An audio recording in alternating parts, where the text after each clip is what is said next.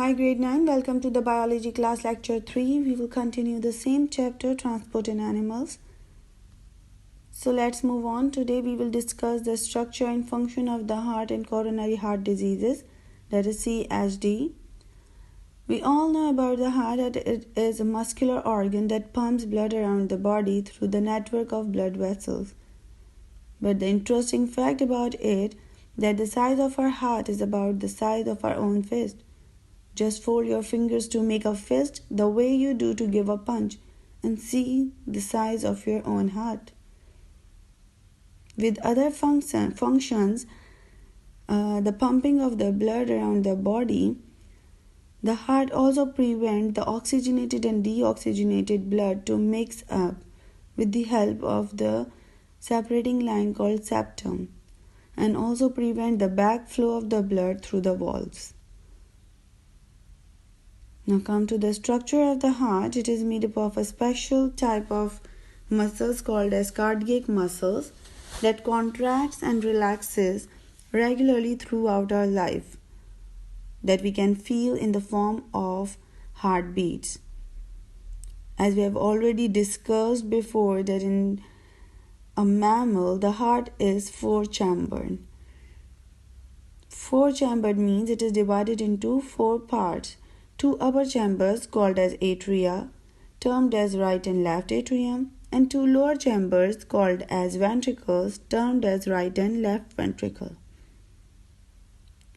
So these chambers on the left-hand side are completely separated from the one on the right-hand side by a separating line called septum. How the blood flows through these chambers and vessels. The circulation of the blood takes place in an organized and regular manner. If you have observed in the pictures shown before, the blood always flows into the heart at the top into the atria.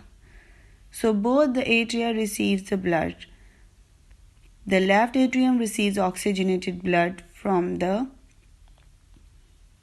lungs through pulmonary veins, while the right atrium receives deoxygenated blood from rest of the body through vena cava. From atria, blood flows into the ventricles, which pumps it out of the heart by contracting the muscles of the heart walls, that is, squeeze inwards on the blood inside the heart and push it out. This is how the heart beats. The blood in the left ventricle is pumped into the aorta, which takes the blood around the body, while the blood in the right ventricle pumps it into the pulmonary artery that takes it to the lungs.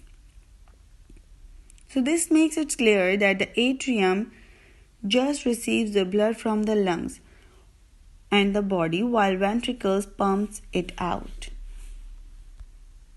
Just let's wind up our today's lecture with the coronary heart diseases and how they actually cause. They are caused by the blockage of the coronary arteries.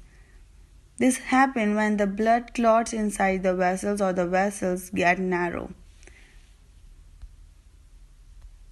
The narrowing of the vessels cause the obstruction of the blood flow.